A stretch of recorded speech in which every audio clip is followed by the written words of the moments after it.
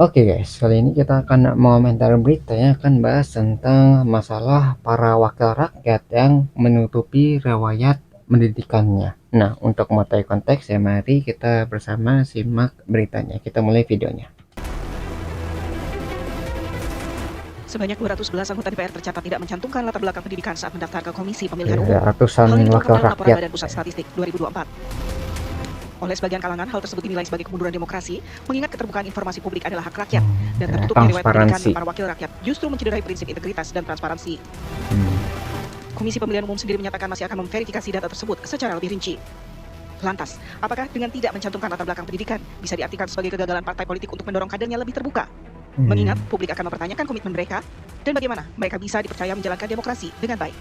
Tim TV One mengabarkan.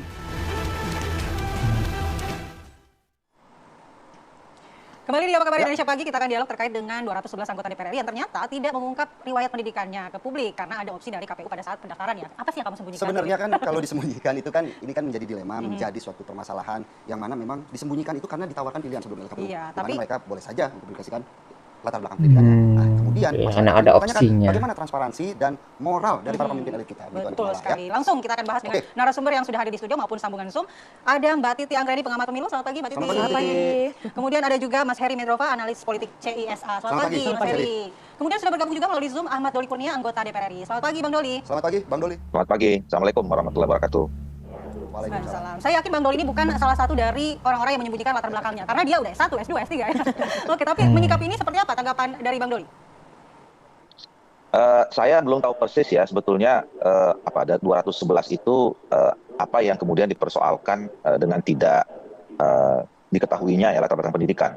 Saya juga tidak tahu apakah saya masuk dari 211 itu atau tidak karena saya saya S1, S2, S3 nggak berhenti ya. Jadi lulus SMA langsung S1, selesai S1 langsung S2 dan kemudian langsung S3 lagi dan kemudian baru selesai sekolah.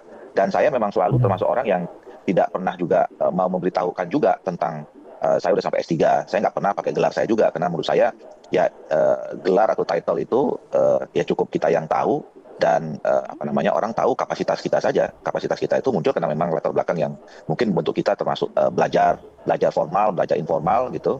Dan kemudian itu yang juga akan mempengaruhi attitude dan pikiran serta pandangan-pandangan kita gitu. Nah, sementara kan kalau untuk syarat untuk menjadi anggota DPR itu kan sudah diatur ya, minimal SMA. Jadi saya yakin sebetulnya dengan proses seleksi yang dilakukan mulai dari pendaftaran di partai juga pasti sudah memverifikasi sejak awal bahwa mereka itu lulus minimal SMA gitu. Sorry, SMA ya, SMA. Terus kemudian di KPU juga seperti itu. Nah, jadi mungkin saya perlu mendapatkan informasi detail ya, apa yang kemudian dipersoalkan soal nama-nama 211 itu apa saja yang kemudian yang perlu kita ketahui dari latar belakang pendidikan selain syarat minimal tadi SMA, lulus SMA itu. Ya. Mungkin Bang Doli, tapi kan kemudian masyarakat ini mulai bertanya-tanya, apakah mereka juga sudah melakukan pemilihan yang tepat terkait juga bagaimana mereka memilih para anggota DPR RI saat ini, dan mungkin masyarakat juga menuntut transparansi, dan kalaupun dari 211 mereka yang belum menyerahkan latar belakang pendidikan, apakah kemudian Bang Doli melihat ini suatu urgensi, ada dorongan begitu untuk kemudian membuka mereka dari 211 orang ini yang belum memiliki latar belakang atau mungkin belum melaporkannya untuk kemudian ikut mendorong melaporkan latar belakang pendidikannya begitu, Bang Doli? Nah, kalau sekarang dan ke depan ya saya kira memang perlu ya. Kemarin kan kita juga ada soal tuh ketika KPU menerbitkan keputusan KPU yang berkaitan dengan soal bahwa nanti calon presiden dan wakil presiden tidak perlu diakses terlalu detail data-data pribadinya gitu. Dan waktu itu saya mengatakan bahwa pertama tidak ada urgensinya. Kenapa sekarang baru tiba-tiba diterbitkan keputusan seperti itu, peraturan seperti itu, sementara pilpresnya masih akan datang. Kedua ya, kalau kita ingin menjadi atau memimpin sekian ratus juta orang manusia, ya tentu saya kira kita kan harus diketahui oleh sekian ratus juta orang itu, apa latar belakang kita, apa visi kita, sampai hal-hal yang detail. Jadi untuk menjadi pemimpin yang baik dan tepat, apalagi ditunjuk oleh rakyat banyak, ya rakyat harus tahu tentang kita. Nah sama saya kira juga anggota DPR seharusnya memang tidak perlu ada data yang perlu ditutup-tutupi ya. Artinya kita ini memang harus menjadi seseorang yang bisa dipercaya ya. Nah orang yang bisa dipercaya itu ya kalau memang orang tahu tentang kita secara seutuhnya, ya latar apa yang selama ini menjadi track record kita, ya terus kemudian apa pandangan-pandangan kita, apa gagasan kita gitu. Iya, jadi kalau misalnya kita lihat, kalau misalnya nggak ada yang harus ditutupi, kenapa nggak terbuka aja gitu? Misalnya pendidikan nih, wah S1, S2 gitu.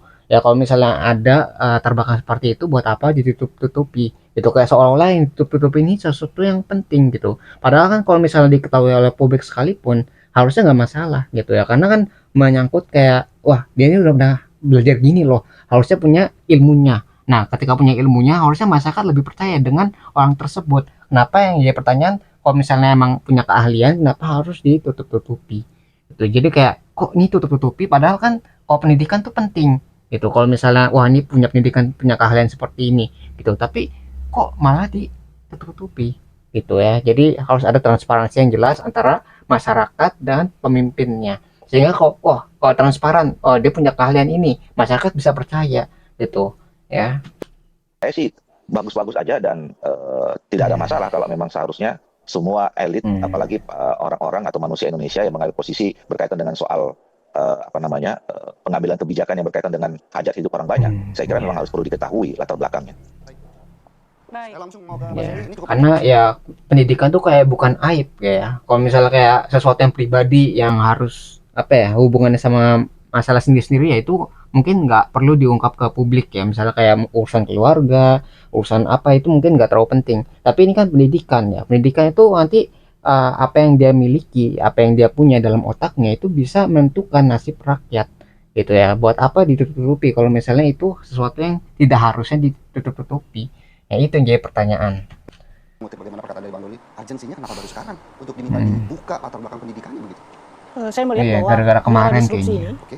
pengaruh media sosial begitu terbuka sehingga mendorong masyarakat untuk melihat ini sebagai urgensi penting untuk diketahui oleh publik. Ya. Apalagi kalau masyarakat ini kan dia tidak melihat ini basisnya hukum, basis aturan main, dia tidak akan lihat ini PKPU-nya lengkap atau tidak, undang-undangnya sebenarnya merahasiakan soal ijazah. Tapi masyarakat ingin melihat bahwa siapakah yang mewakili saya ini? Apakah dari sisi latar belakang layak? Lebih terbuka Apakah dari sisi tuh, ya. skill, kompetensi layak untuk mewakili kami di parlemen? Saya kira itu yang dilihat oleh masyarakat. Tapi biasanya kalau di pemilu yang menang itu bukan yang memiliki latar belakang pendidikan yang bagus, justru yang kampanyenya kencang waktu pemilu. Benar, Gitu. saya melihatnya justru berlakulah teori psikologis politik ya. Oke. Psikologis politik ini berkaitan dengan bagaimana figur itu terpilih karena pengaruh, persepsi, kekuatan jaringan, dan popularitas. Betul. Artinya masyarakat ini lebih melihat dari sisi itu. Terlepas per hari ini adalah ini menjadi polemik. Dari luarnya. Wajar, dalam konteks demokrasi deliberatif itu ada istilahnya transparansi. Transparansi ini akan menjadi diskursus publik yang rasional. Jadi ketika ijazah ini menjadi isu yang cukup penting, wajar. Inilah era demokrasi. Yang saya kaitkan bahwa ini konteks tren yang begitu luar biasa ya. Apalagi belakangan ini kita sangat melihat fenomena politik yang kaitan dengan ijazah ini. Ada isu-isu ijazah palsu atau tidak. Ya, selalu dituntut keterbukaan. Keterbukaan. Akhirnya saya kira anggota DPR RI dalam hal ini 211 orang ini juga harus terbuka soal pendidikan. Nah, terkait dengan Ya, jadi gara-gara kemarin tuh kan pemilihan biasanya tuh gara-gara orang tuh melihat dari luarnya saja, bagaimana dia kampanye, bagaimana dia tuh tampil di publik dan sebagainya. Tapi bagaimana di dalamnya itu kadang kita sering tidak bisa mengetahuinya atau tidak terlihat gitu. Nah karena ada kemarin-kemarin kan banyak isu tuh berita tentang masalah ijazah palsu, terus masalah ada manipulasi nilai dan sebagainya, itu kan jadi problem. Jadi orang tuh pengen tahu apakah dia benar-benar belajar di sana, apakah dia memiliki keahlian tersebut gitu. Bagaimana caranya masyarakat tahu kalau misalnya si perwakilannya ini atau pemimpinnya ini malah menutup-nutupi informasi tersebut. Jadi kan jadi curiga, kenapa itu tutup-tutupi kalau misalnya itu bukan informasi yang harus dijaga gitu kan. Masalah pendidikan gitu kan, masalah itu kan nggak terlalu harus ditutup gitu, karena kalau dia punya keahlian di situ kenapa nggak ditampilkan gitu, kenapa nggak ditunjukkan gitu ya. regulasinya memang seperti itu, Mbak Titi? Ya, ini sebenarnya dari aspek kepemiluan bukan hal baru. Oke. Jadi dari pemilu 2024 berjalan sudah banyak yang mempersoalkan karena riwayat pendidikan itu sebenarnya termuat di dalam dokumen kurikulum vitae, Oke. daftar riwayat hidup begitu ya. Nah, ketika mereka mendaftar sebagai calon tentu lewat partai politik karena yang menominasikan partai politik, itu diberi opsi apakah bersedia atau tidak mempublikasikan daftar riwayat hidupnya. Di dalam daftar riwayat hidup itu ada informasi yang komprehensif, kapan mereka lahir. Ini penting dibuka kapan mereka lahir karena syarat untuk menjadi caleg usianya 21 tahun. Oke. Lalu juga mereka pendidikannya apa? Karena syarat untuk menjadi anggota DPR atau DPRD minimal kan SMA. Artinya data itu ada, hanya tinggal pilihannya mau dibuka atau boleh, Betul, kan begitu? betul. Jadi pertanyaannya adalah satu, seberapa jauh KPU ini mendorong para kandidat ini paham, tahu, sadar dari pilihan-pilihan yang mereka buat. Baik. Karena dari beberapa obrolan dengan para caleg, misalnya yang saya bilang ke satu partai, kenapa kok tidak bersedia dibuka? Karena sebenarnya kita bisa mengecek mereka bersedia atau tidak. Jadi ketika diklik gambar partai, kemudian caleg itu ada informasi yang bersangkutan tidak bersedia membuka data dirinya. Jadi ketika saya tanyakan, kenapa tidak dibuka? Jawabannya adalah saya tidak tahu bahwa itu ada pilihan bersedia atau tidak, dan ternyata yang mengerjakan dokumentasi persyaratan itu adalah stafnya. Kan biasa di kita ya, persyaratan-persyaratan itu dikerjakan Oleh orang staf lain, khusus tinggal ya. tanda tangan begitu ya. Nah soal syarat ijazah ini sebenarnya kalau dari sisi SMA bisa dipastikan secara formal semua ini SMA anggota DPR. Tetapi bukan soal SMA atau tidaknya. Satu, ada kejadian di pilkada ternyata pilkada harus diulang karena ijazahnya bodong. Berarti kan karena sepanjang sejarah syarat pendidikan palsu. adalah persyaratan formal untuk menjadi kandidat, maka mau tidak mau dia harus dibuka. Karena ternyata dalam praktik pemilu kita ada saja yang menggunakan yang bodong-bodong tadi. Nah yang kedua, problem terbesar kita adalah soal paradigma komitmen keberpihakan pada keterbukaan dan akuntabilitas. Bagi saya seorang caleg yang tidak mau membuka daftar riwayat hidupnya dari sisi integritas bermasalah. Ya ngapain mau dipilih kalau nggak mau ngasih tahu latar belakang ya? Kan Dari seperti sisi membeli kucing problem dalam karung. Ya, kayak ada sesuatu yang ditutup-tutupi gitu. Jadi orang curiga kenapa ditutup-tutupi seperti itu. Ya kan kalau misalnya, wah pendidikan, dia bangga dengan pendidikannya, harusnya ditunjukkan, oh saya pernah belajar di sini loh, saya punya ilmu ini loh, sehingga ilmu ini bisa bermanfaat buat kalian semua. Gitu kan. Jadi kita juga, pemimpin yang pintar, yang cerdas, sehingga bisa memimpin rakyat. Kita semakin percaya dengan pemimpin tersebut. Itu kalau misalnya ilegal, penipu dan bohong ya ijazahnya, harusnya sadar, wah ini penipu nih, harusnya nggak boleh dipilih gitu kan, harusnya bisa dicek gitu apakah dia benar atau tidak pernah belajar di sana gitu. Jadi yang harusnya ditutup-tutupinnya, jadi ada rasa kecurigaan gitu ya dari masyarakat ke pemimpinnya gitu.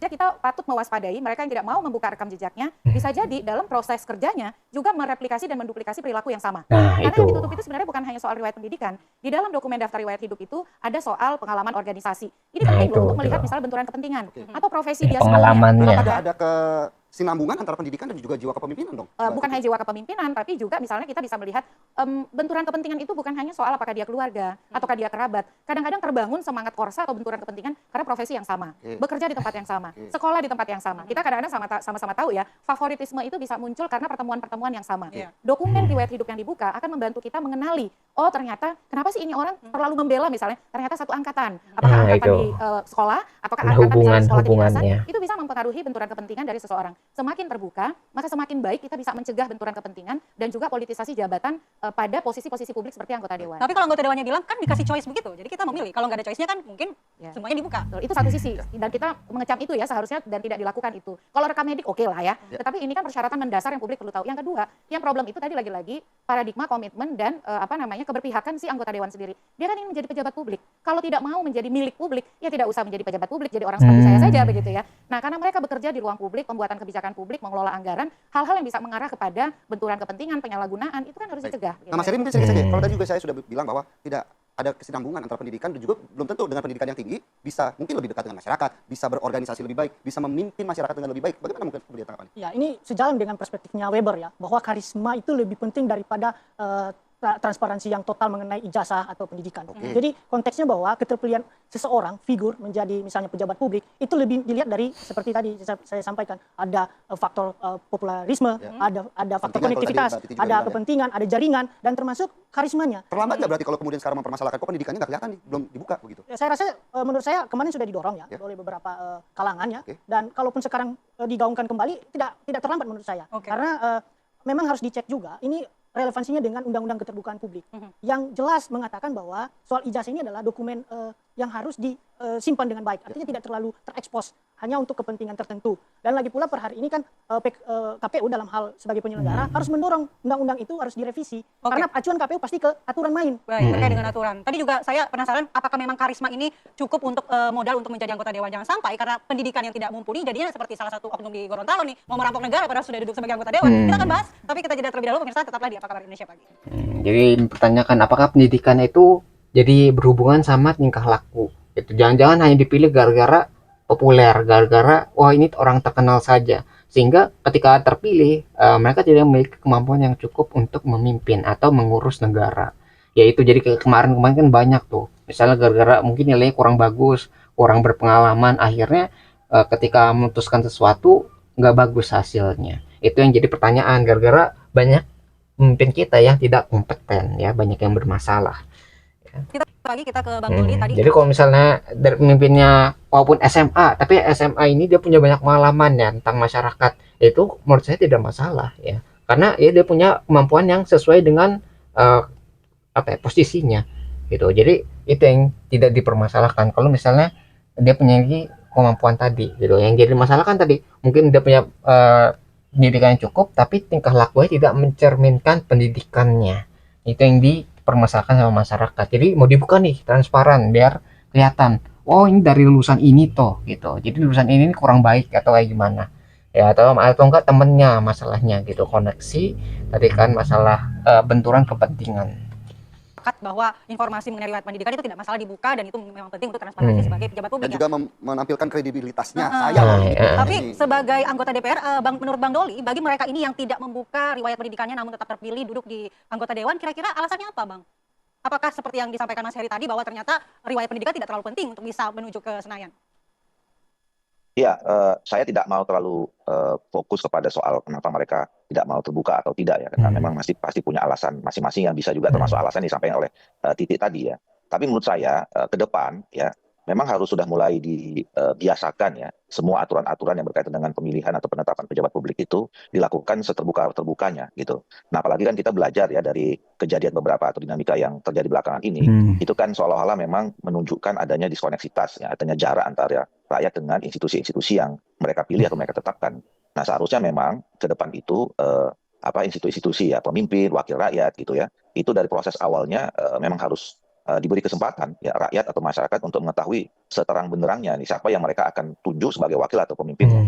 Jadi kalaupun saya memang harus ada revisi saya baru tahu juga itu ada soal pilihan bisa diakses atau tidak diakses. Nah harusnya nanti KPU ke depan nggak ada lagi soal pilihan itu, begitu ada anggota atau soal anggota masyarakat yang ingin berpartisipasi menjadi anggota DPR atau menjadi kepala daerah atau even menjadi calon presiden, ya dia harus memang mengikhlaskan dirinya untuk bisa diketahui secara publik. Walaupun ya menurut saya memang kalau kita kaitkan dengan soal latar belakang pendidikan, karena latar belakang pendidikan ini juga menjadi hanya salah satu saja sebetulnya ya. Karena kadang-kadang orang yang bersekolah atau belajar secara formal tinggi jenjangnya ya belum tentu juga bisa memenuhi harapan atau ekspektasi masyarakat gitu. Nah sebaliknya ada juga orang-orang yang mungkin sekolahnya tidak terlalu tinggi dibandingkan dengan yang lain, cuman karena mungkin punya track record jejak pengalaman di bidang yang lain ya, mungkin juga kadang-kadang orang itu bisa menyelesaikan atau bisa sesuai dengan ekspektasi masyarakat. Nah oleh karena itu saya kira memang semua tentang latar belakang, bukan hanya latar belakang pendidikan saja, yang berkaitan dengan bagaimana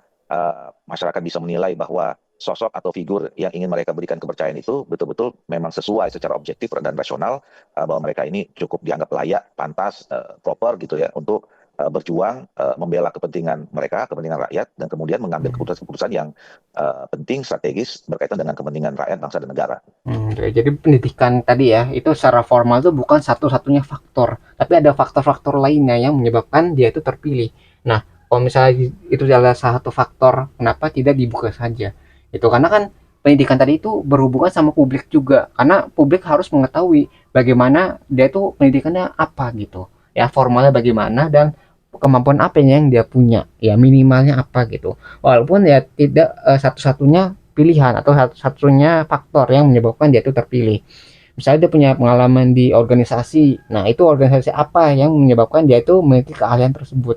Jadi nggak tiba-tiba muncul begitu saja, ataupun tiba-tiba dia tuh hitam nggak kelihatan bagaimana rekam jejak pendidikannya. Ya setidaknya publik tahu, oh dia punya pengalaman ini, pernah secara formal sekolah di mana gitu. Nah itu yang ingin diketahui oleh publik, dan publik punya hak untuk mengetahui hal tersebut. Tapi kan gara-gara tadi ya, gara-gara peraturan untuk memilih boleh diketahui atau tidak, akhirnya banyak orang yang mungkin memilih untuk tidak membuka informasi tersebut. Jadi mungkin ada revisi peraturan ya untuk pilihan tadi masalah pendidikannya. Baik, jadi menurut Bang Doli artinya pendidikan yang tinggi ataupun juga mereka yang mungkin memiliki koneksi untuk bisa duduk di, kalau kata Andi Kumala, di Senayan begitu ya, untuk sampai ke Senayan, belum tentu juga bisa mempengaruhi kebijakan-kebijakan yang diambil begitu ya. Artinya apakah kebijakan itu kemudian pro terhadap masyarakat begitu ya Bang Doli ya? Ya, artinya nggak bisa dinilai dari salah satu aspek soal pendidikan saja. Jadi semua hal ya. Jadi kalau kita mau jadi public figure ya, atau orang yang diberi harapan gitu untuk bisa membantu menyelesaikan masyarakat, apalagi menduduki jabatan-jabatan posisi pengambilan keputusan ya, kebijakan publik, ya itu harus dilihat dari berbagai latar belakang. ya, bukan hanya pendidikan. Tadi misalnya tentang pengalaman selama ini dia berada di mana, ya, beraktivitas di mana. Kalau dia selama ini aktif di organisasi apa. Kalau sebelumnya dia bekerja di mana. Terus Nah, kemudian itu juga juga. apa namanya, kalau punya keluarga, asal usul silsilahnya itu dari mana gitu. Jadi semua aspek saya kira memang harus diketahui gitu. Jadi saya bukan soal mau apa namanya, fokus kepada soal latar belakang pendidikan atau tidak, latar belakang penting atau tidak penting, tapi itu hanya salah satu saja gitu ya. Harus ditambah diketahui juga aspek-aspek yang lain yang berkaitan dengan semua orang bisa menilai bahwa tokoh atau orang yang kemudian ingin bersedia mengabdikan dirinya untuk kepentingan rakyat dan bangsa harus melalui penilaian masyarakat, melalui publik. Oleh karena itu saya menyambut baik sebetulnya ya apa yang dibicarakan pada pagi hari ini menjadi bagian dari koreksi kita terhadap sistem atau sistem representasi atau pemilihan atau pemilu yang memang kan akhir-akhir ini banyak dorongan lagi. atau pernyataan dari kita semua memang harus dikoreksi, harus direvisi. Nah, salah satunya adalah supaya memang nanti lembaga-lembaga publik itu diisi oleh orang-orang yang betul-betul kredibel, punya kapasitas, berintegritas, punya kecakapan untuk menjadi seorang pemimpin atau wakil rakyat dan segala macam. Intinya adalah mereka sejak awal memang harus diketahui publik latar belakangnya. Bukan hanya sekedar latar belakang pendidikan, tapi latar belakang semua hal ya, terkait dengan soal dirinya. Yang digarisbawahi adalah yang harus diketahui oleh publik, yang berhubungan sama publik. Jadi kalau masalah tentang kesehatannya itu mungkin bisa dirahasiakan. Jadi sesuatu yang dirahasiakan ya biar dikip gitu, karena masalah dia sakit atau tidak kita tidak bakal terpengaruh gitu. Yang menjadi masalah adalah bagaimana dia memimpin, ya, apa yang dia punya untuk mengembangkan atau mengatur negeri ini. Itu kalau misalnya yang harusnya berhubungan aja nggak kebuka, gimana kita mau percaya gitu kan. Ya itu yang harus digarisbawahi, masalah mana data yang harus dibuka, mana data yang harus ditutup gitu. Karena pendidikan tadi berhubungan langsung dengan masyarakat ya, dengan kemampuan dia, dengan kompetensi dia, maka hal itu harus terbuka gitu, karena masyarakat akan terdampak langsung dengan pendidikan itu. Tapi tadi diingat bahwa pendidikan itu adalah salah satu faktor saja gitu, banyak faktor lain yang menyebabkan dia itu terpilih. Ya, itu yang harus digarisbawahi, mana data yang dibuka ataupun mana data yang ditutup. Hubungan Bang Doli, mungkin Mbak Titi tadi Bang Doli juga setuju ada revisi dalam regulasi pemilu kita. Ya, ini kan Revisi isu kita soal dua hal. dalam Satu soal peraturan kejujuran, juga. yang kedua soal akuntabilitas. Karena misalnya saya ingin beberapa waktu lalu ada kontroversi itu. Contoh misalnya contohnya ada yang kenapa S2-nya belakangan dibandingin S1-nya gitu ya. Itu kan bisa diketahui karena ada keterbukaan informasi. Tapi problem terbesar kita salah satunya kerumitan dalam pemilu. Jadi dengan sistem yang ada sekarang, pemilunya kita kemarin kan serentak 5 surat suara ya. Ada DPR, ada DPD, ada DPRD, provinsi, kabupaten, kota. Pada satu waktu yang sama, ratusan kandidat berkompetisi. Jadi pemilih dalam satu waktu itu kesulitan untuk mengakses informasi karena informasinya tidak tersedia. Di saat yang sama juga kandidat tidak kemudian sepenuhnya berkomitmen membuka rekam jejak mereka. Jadinya pilihan-pilihan itu lebih dikedepankan pilihan pragmatis untuk memilih mereka yang paling terkenal atau mereka yang ya bisa dikatakan paling royal begitu. Nah, oleh karena itu kalau kita betul-betul ingin menghadirkan kandidat yang jujur, yang akuntabel, yang diketahui dengan baik rekam jejaknya, maka sistem pemilunya harus disederhanakan. Dan opsi tadi udah dihilangkan aja ya? Iya, opsi yang tadi tidak perlu ada. Jangan lagi ada opsi untuk kemudian bersedia membuka riwayat hidup atau tidak. Persoalan Jadi terbesarnya dihilangkan bukan hanya soal opsinya. syarat pendidikan atau rekam jejak pendidikan yang ditutupi. Hampir semua yang ada di riwayat hidup itu ketika dia memilih untuk tidak membuka itu ditutupi. Rekam jejak organisasi, pengalaman kerja, apalagi kan kalau kita lihat di riwayat hidup itu ada pernyataan untuk membuka apa yang menjadi motivasi mereka menjadi anggota dewan. Kalau kita baca itu jawabannya kadang-kadang signifikasi sekali, ingin mengabdi kepada masyarakat. Ya tapi kan mengabdi kepada masyarakat jalannya bagaimana begitu ya. Jadi satu, sistemnya harus kita tata ya Bang Doli, lebih sederhana, lebih mudah dan lebih bisa mendekatkan kandidat dengan para pemilih. Yang kedua, aspek transparansi, keterbukaan, akuntabilitas, kejujuran itu harus diatur lebih detail lagi di dalam revisi undang-undang pemilu yang akan Bang Doli dan kawan-kawan kerjakan. Mas Eri tadi juga saya mengutip kata Ya, tapi memang masalah juga di masyarakat kita juga kan, masalah masyarakat taunya ini gitu, itu yang dipilih gitu, padahal belum tentu yang populer itu kompeten. Jadi harus dievaluasi dari masyarakatnya juga untuk mencari siapa nih pemimpinnya itu. Jadi nggak cuma yang dia ketahui, tapi bagaimana dia itu memimpin atau kemampuan apa yang dia punya. Ya, pemimpin tuh nggak cuma harus populer, tapi harus memiliki kemampuan untuk mendukung kepopulerannya gitu. Kalau misalnya populer ya hanya di awal doang gitu, hanya casingnya, tapi bagaimana di dalamnya itu yang harus diketahui oleh masyarakat juga. Jadi ya dari pemimpin harus terbuka dan masyarakatnya juga harus mencari tahu, harus peduli juga ya. Jadi ini dua sisi nih, jadi dua-duanya harus peduli, yang pemimpinnya itu harus terbuka dan masyarakatnya harus peduli dengan pemimpinnya, siapa yang dia pilih, siapa yang ingin dia pimpin gitu ya, itu harus tahu gitu ya. Jadi dua-duanya harus dievaluasi juga nih, masalah peraturan dan masalah masyarakatnya. baik juga belum tentu hadir dari mereka yang memiliki latar pendidikan yang tinggi. Bisa saja mereka yang juga pintar berorganisasi, memiliki jiwa kepemimpinan yang lebih tinggi, lebih dekat dengan masyarakat. Seperti apa kemudian menanggapi bahwa permasalahan latar belakang ini tetap harus dibuka deh?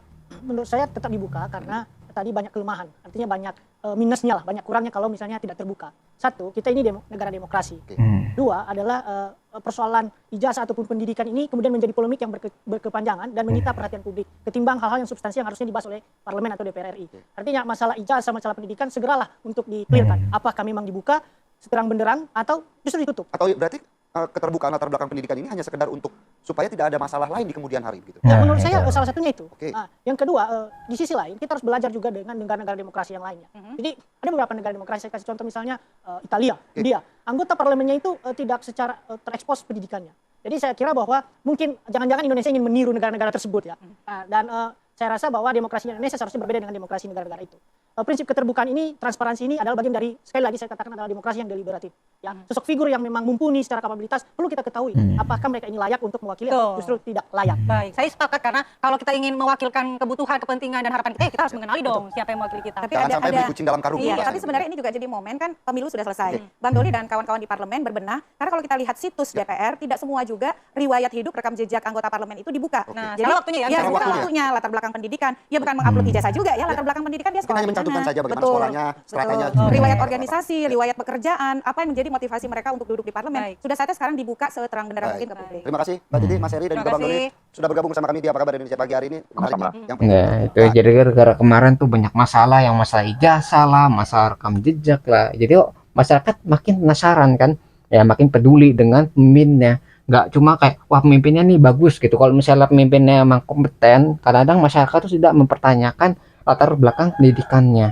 gitu ya. Jadi yang jadi masalah sekarang kan, wah ini pemimpinnya banyak bermasalah nih, banyak yang menyalahkan kekuasaan, banyak yang korupsi, banyak yang melakukan yang di luar haknya gitu, yang harusnya dia punya hak di mana tiba-tiba melaksanakan yang lainnya. Nah itu yang jadi pertanyaan.